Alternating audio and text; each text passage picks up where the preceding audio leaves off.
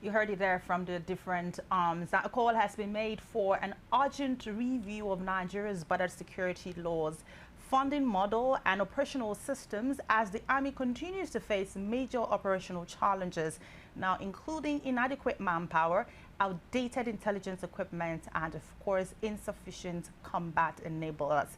Now, the committee has cited recent reports revealing that Nigeria's 1,978 identified entry points, only 84 are officially manned by security operatives, which was what Kemi Nandeb actually had to address, leaving about 1,894 illegal routes used for smuggling and other illicit activities. The committee has described the situation as a disturbing statistic that exposes a major gap in our national defense. Now, porous borders have been a huge conversation because there was a time that whenever anything happens regarding to insecurity, it has been blamed on porous borders. But there have been a number of, causes of the porosity.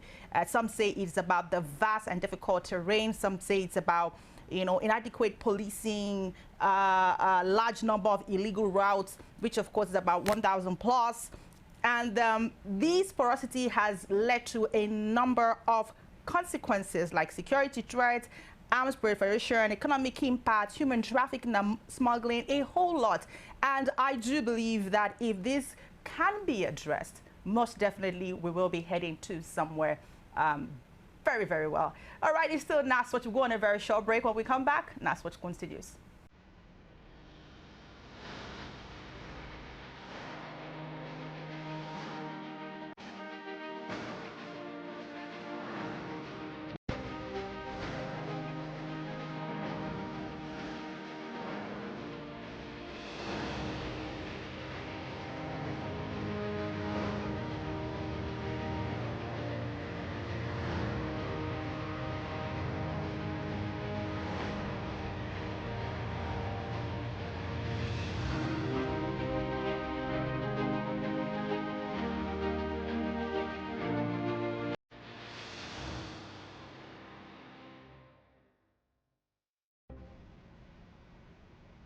All right, welcome back. It's still NASS Watch right here on Rapid Television, channel 176 on StarTimes. My name is Cynthia. And now we turn to our spotlight interview, as it is important to always hear from our representative each week. At least I made that promise to you, and I try my best to most definitely live up to my words. Now, NASS Watch start with Honorable Deco Robinson, member representing Kana Federal Constituency, River State. And of course, we discuss development in Nigeria, Niger Delta, constituency priorities, and of course, state of the nation. Now, in this conversation, Honorable Deco highlighted how impressed he is with Tinubu's administration, despite being a member of the opposition party. He also talked about the controversy surrounding the wages earned by lawmakers. Well, I won't tell you so much about it. Here it is.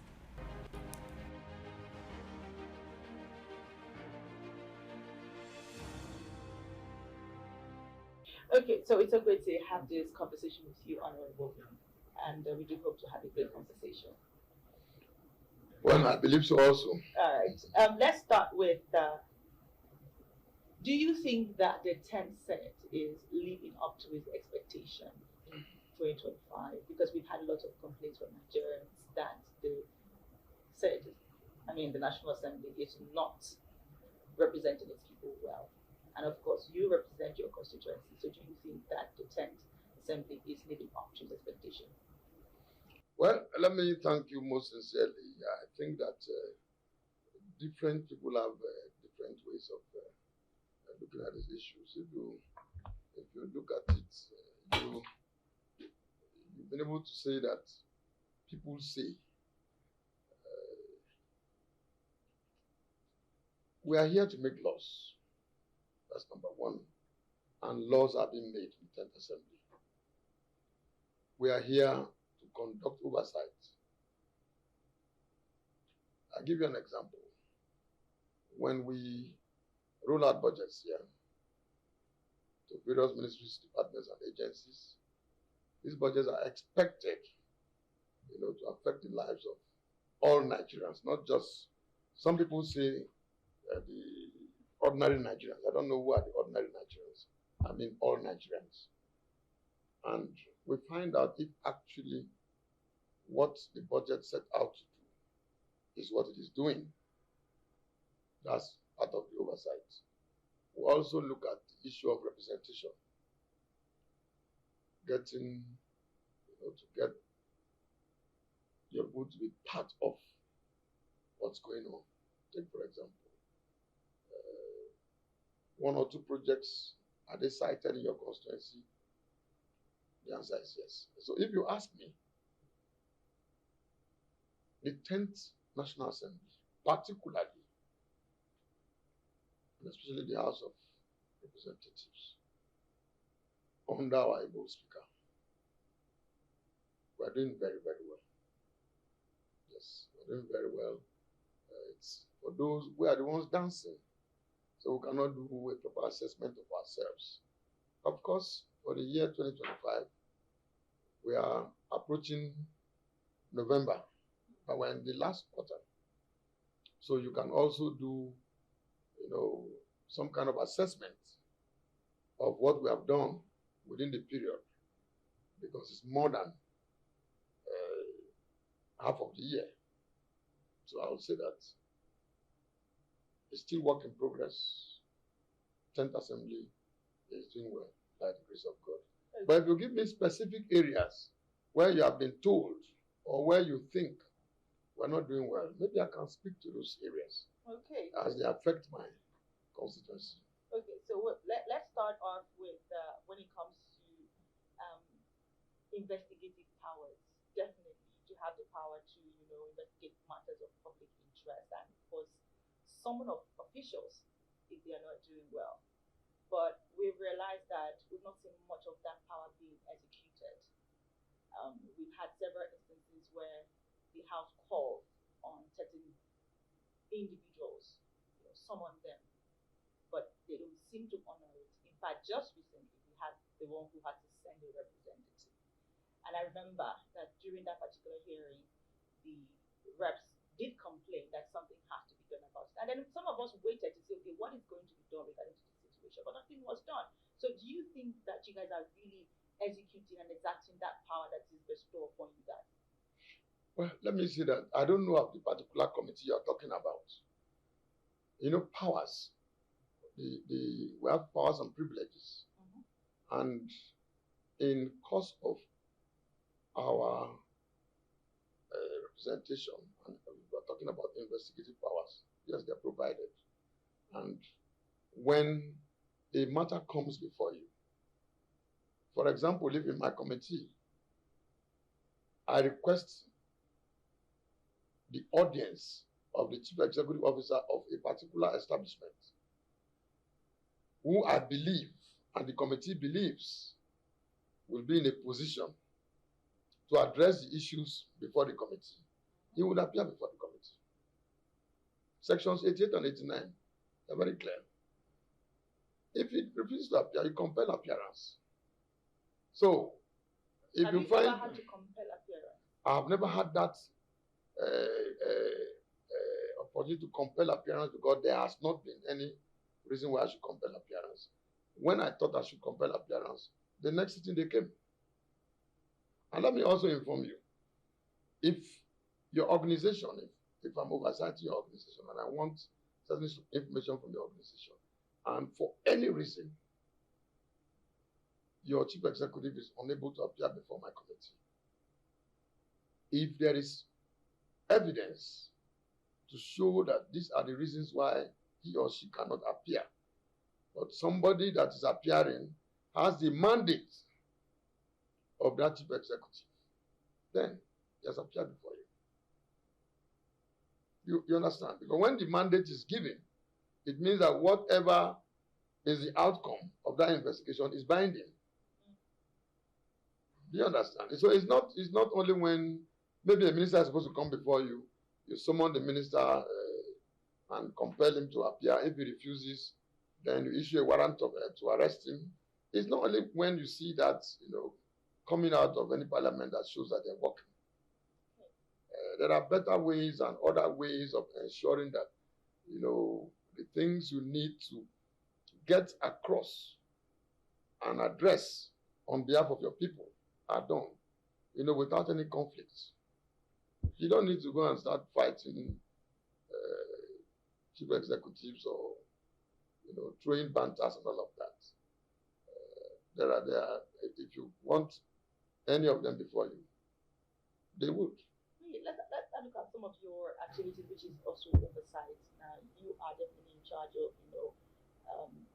looking at what the other arms are doing and rendering these oversight functions as well.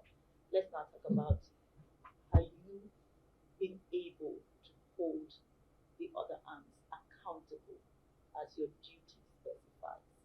Because this question is stemming from the fact that many Nigerians believe this is a notion that they have based off of what they are seeing, right?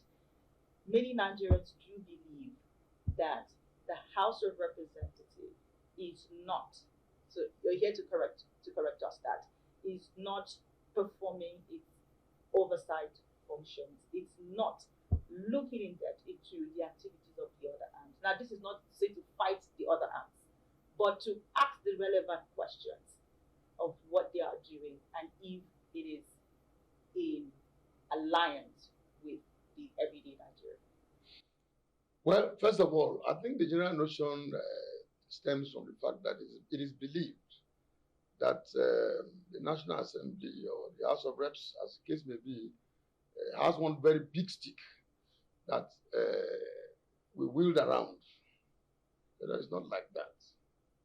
See, the government, we have the executive, we have the judiciary, we have the legislature. The legislature is the pivot on which all other arms of government revolve.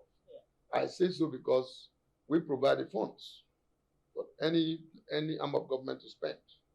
Do you understand? And I made it very clear here that when we do budgets, when we do our appropriations for the year, it is also incumbent on us, by way of oversight, to ensure that it is implemented. I think that was my opening statement. And so you don't have a stick with which to go and run after maybe a judge or maybe the judiciary or the executive and all of that. I mean, in every democracy, we work together. And so when there is going to be conflict, which everybody avoids, definitely you see it. But in this case, in this administration, there has not been any need for any conflict. So do you avoid conflict when it is necessary for you to step in and to do the right thing? If conflict is going to get the result out, do you still avoid conflict in that scenario? You would have, you have a job to do. Let me just give you a very simple example. As chairman of the Committee on Host Communities, I have an investigation that is ongoing. And I refuse to do the public hearing. Do you understand? And so our own investigations, we are doing them virtually. And it's yielding results. We have recovered billions for host communities' trusts. The host communities don't even know that these monies are recovered for them. But we are satisfied that we are doing our job. I'm trying to say so because the House of Representatives does not need to go out in a battle with any arm of government for them to achieve, the need or the reason why they're in place. But if it is necessary, you will see it by way of summons and all of that. But it's not necessary. That we are not saying, oh, Minister A or Minister B must do this or has not done that. It's not to say that we are not oversighting them. It's not all our committees and all our activities that you are there or the ordinary people are there, as people say. I don't see anybody that is ordinary. Nigerians, I strongly believe, are satisfied with what we are doing. Let me tell you, we are coming from a very difficult situation. We are coming from an economy that was almost not existing. We're just deep. And then suddenly, PDP, you can see. Suddenly you find a president and his team that is prepared to take certain decisions that we believe over time will bring prosperity to this nation. I don't know if we should keep a particular lifestyle. Like in my place, where I come from, they say you rub oil or cream when you've not had your bath. Does not change the fact that you have not had your bath. This administration is looking at the root cause of some of the major problems we have in this country that affects our economy. I, for one, I'm supposed to be very critical because I come from the opposition party. But what I see that is being done rightly, I must say so. And mind you, these things are alien to us. Doing the right thing? Yes, in most cases. Hold on, let me say so. I say so with all sense of responsibility. Look at the removal of the fuel subsidy. It is very harsh. But it is necessary. I have questions regarding the subsidy. But no, hold on. Let me just tell you something. If you look at what comes out of that waste, I call it waste. We're funding waste in this country. There's a village, I would not want to mention it, somewhere in the Katsina State, that almost every 50 meters, you find the semblance of a filling station. So when fuel is subsidized, imported, and all of that is subsidized for Nigerians, it is carted away through such sources. They were all over the country. Go and check the daily consumption of fuel, petroleum products today in Nigeria. It will tell you that that's why I said, look, that which was abnormal became normal. But now that abnormality is being reversed. And that's why you see even the neighboring countries, if you watch very well, complained the loudest when fuel subsidy was removed. That has put so much money at the disposal of government. I'm about to talk about this money that you speak of. That's where I'm going. But okay. the thing is this. Removing subsidy, fantastic, brilliant idea. What a lot of persons were complaining about is the timing. Yes, you might want to say that there is no better time than now, right? As we popularly say, it happened. But the proceed of the subsidy is what a lot of Nigerians are asking. What is it being used for? Because one would expect that this huge amount of money would be reflecting in certain sectors. But that's not the case. We still have borrowings taking place. But you were about to say something. Now, what I was trying to say is this. So much light is thrown on the federal government. We have the subnationals. State governments are there. Local governments are there. Most of the states, their income has quadrupled. In fact, I was one of those who was of the opinion that some states who couldn't pay workers should be merged, that they didn't have any business existing estates. Was it their income that quadrupled or the state allocation quadrupled? Is the income from where? What other income do they have apart from the federation accounts? Do you understand? Now, but what those funds go for is what I also expect you as a journalist to do some small investigation about. In the local governments too, some local governments that used to have, say, like 250 million, 300 million, they have close to 1 billion or about that now. Things are hard, but we should see it playing out. I give you an example. In my own local government, Kana local government area in River State, I invite you to go and see what's going on. The funds available is being used for the development of the place. I say so because I have seen it. I mean, how do you express these things other than in terms of infrastructure? Do you understand? And human capital development. But the focus is usually on the federal government. Everybody says, oh, the federal government is not doing this, they're not doing that. But yesterday, nobody said anything. Do you understand? So in all honesty, I think that the subnationals should, they are working hard, but they should do better.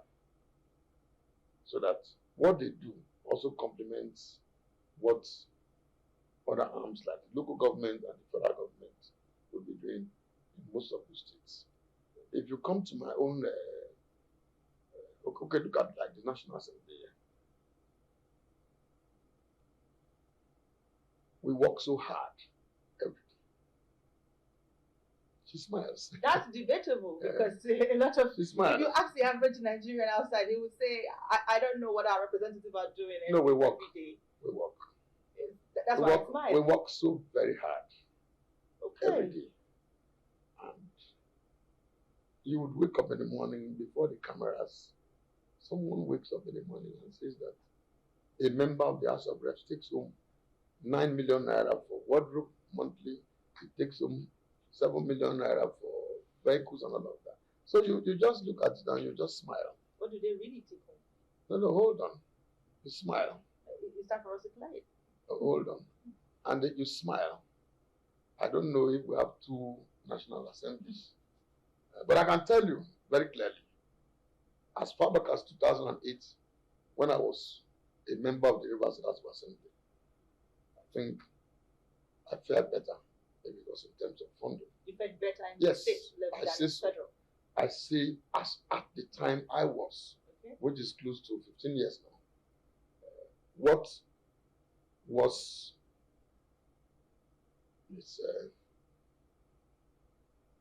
comparatively. Do you want to give us a figure for now? Well, the figures are there. You can go to. Not the figure that we have heard, but the one that comes directly from you. No, what I'm trying to say is, okay, at the end of the month here, our salaries are everywhere. I have noticed that there's some small increments in my salary, which is as a result, as a result of the fact that I'm freeing, my salary is being freed up from some of the loans which I took while coming in. Okay. Do you understand? Okay. Now, I want to ask you one question. I know you want to ask me a question. Let me ask one very simple question. Okay. Where in this town, in Abuja, can you get maybe a 5-bedroom duplex for about 3 million? 5-bedroom duplex for 3 million? You must probably be a very frightening fellow to get that. No, just tell me. Where? It's not possible. What do you think is possible? 5-bedroom. That's millions. No, this one we're talking about is also millions. 3 million is millions. 3 million is to rent, let's say, a self-contained or something, depending. There you are. find out. That's why we take loans to get accommodation. So you take loan to get accommodation? Oh, yes. So you don't have a house, Honorable? When you say you don't have a house, like you don't own a house. I owned a house in Abuja before I got to the National Assembly. Okay. So, but I paid rent. I pay rent. Okay. You don't understand. So right now you're still servicing your loan? Of course, I service it. That's where we are. And that's why we're saying that for those of you who have enough, support us. Anyway, that's on a lighter note. That's on a lighter note. Let me say very clearly that Nigerians have given so much to this country. Nigerians are suffering, and their sufferings will not be forever in vain, because there is light at the end of the tunnel. I say so because I know that to build a house takes quite some time, but to demolish a house takes a couple of minutes.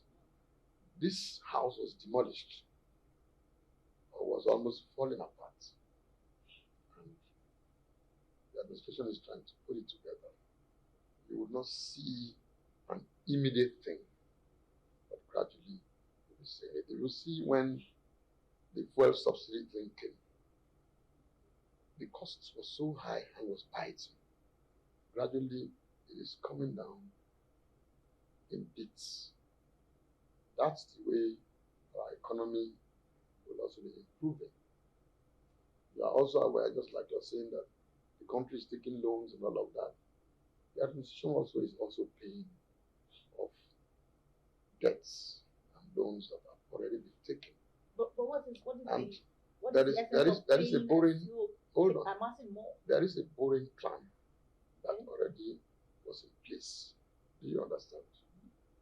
Take, for example, if you're a financial institution and you have told me I will give you XYZ for a period of 5 years, and I've signed it off. It is meant for particular projects and programs. So you have already signed it off. So you have to take them, and at the same time, the servicing others and paying off others. So it's like an individual. I took some money from you. I took some money from 5 or 6 other persons. And the monies I took from the 7th person was added 10. So I'll keep defraying the others, servicing the one I'm taking, and also have a plan of repayment. So gradually, we're coming out of it. But what I would advise, what I would urge this administration. Before you advise. No, hold on. What I urge this I have a question administration. before you advise. Okay. Because it's best we after this part before we begin to advise. I don't have much problems if we want to borrow, if we have ways to pay back. Where I am most concerned about is what these borrowings are used for. Because just recently, when we had the last one presented, the so amount, and we read through what it's going to be used for. So it's almost like this person comes in, you borrow for healthcare. Another person comes in and borrows for the same healthcare. Sorry, when you mean healthcare, can you just expatiate a bit? Is it healthcare? What do you mean by healthcare? Because I'm trying to, I may be wrong. I hope I'm not thinking of what you are thinking. What are you thinking, Honorable? Because it's okay. Let's say part of the things that were listed out in the recent amount presented by the president, right? Healthcare is included, as well as other. Which is to improve our health facilities. Improve our health facilities, yes. But this is not the first time that we are having monies being borrowed for the same healthcare, improving our health facilities. So the initial one that was borrowed, what then was it used for? Now, let me also inform you that we have we have a very huge country. And yet we don't still see anything in No, terms hold of... on. We have a very large country. And we have a whole number of health facilities. Mm-hmm. If you throw some light on what the Federal Ministry of Health is doing today in terms of the Federal Medical Centers, all of that, and other programs, certain ailments they are attempting to eradicate, some vices inside and all of that. A lot of infrastructure has been put in place. And you know that some of these facilities were already dead. They have to revive them. It takes quite a lot. Healthcare also includes manpower development in the health sector and all of that. So that is just one small aspect. But I wanted to go into the area of employment and food security, which I think government should have a deliberate plan. I see a lot of tractors that are being launched here and there, and all of that. We have good arable land all over the country. Yes, there are areas, there are issues of banditry and all of that is taking place. But I think that if we directly get involved into massive agriculture, I own a farm, so I know what I'm talking about. You will agree with me that if we give ourselves in a period of 10 years, in less than 5 years, there will be so much to eat. There will be so much, so many people that will be engaged within the chain. Do you understand? And it is one of the biggest employers of labor. While government is going into all this major infrastructure, we should also look into the issues of agriculture and make it more practicable. Do you understand? Now that you've mentioned agriculture and what government should do with agriculture, don't you think that government needs to, first of all, tackle the issue of insecurity? Because, places like Benue State, which is called the food basket of the nation, we're not having much activity going because lots of people can't even go to their farm. And when people can't go to their farm, how then will they be able to, be the food basket of the nation? We also have other places. Yeah, let me say this very clearly. Yeah. The issues of insecurity in this country, if you watch very closely, you discover that it's been addressed. It's been gradual, hold on, it's been a gradual thing. It's been addressed. If you see what Mr. President just did recently, I won't say the other heads of security agencies were not doing that much. They were. Security is all of us. If you go to my constituency, there's a divisional police headquarters in Taba. I built the structure. Yeah. It's not a constituency project. I furnished the place and got government to take it over as a divisional police headquarters. Cultism was so high in my place, it has dropped drastically. I urge other Nigerians, even those who are in the farms, the policeman who is posted from maybe Kaduna to my village does not even know all the smaller places, the small villages and tracks where people pass. If we all agree and give support to government, it will end. The nation, highlighting a number of things. Well, a bit funny at some point, but he did ask a very significant question. Our time is fast paced. I'll just run through. He talks about the subsidy money, because Nigerians have been asking questions regarding to that. But we do know that some of them were used for conditional cash transfer, grants and loan, which of course they have not been able to give account of that. Well, Nigerians are still asking questions. Direct support to states, and it's not left for the state governments to tell us what they're using this money that was given to them for. And of course, transparency and accountability. And the government says it is focusing on improving fiscal accountability through this, through these funds. But anyway, We don't have much time to delve into all of this. Maybe next Friday, we'll have an analyst in the studio who is going to break down some of these things. And of course, poke the holes in these transactions coming up about the subsidy money and the likes, and maybe give an answer to Honorable Deco, as of course he has asked for us for answers. Well, that's where we wrap up to today's edition of NASS Watch. A repeat will be up on Sunday at 7 p.m. And of course, join us again next week, Friday, for another fresh episode as we continue to track the decisions that shape our democracy. Thank you so much for watching. My name is Cynthia Agwood. New comes up at 8 o'clock.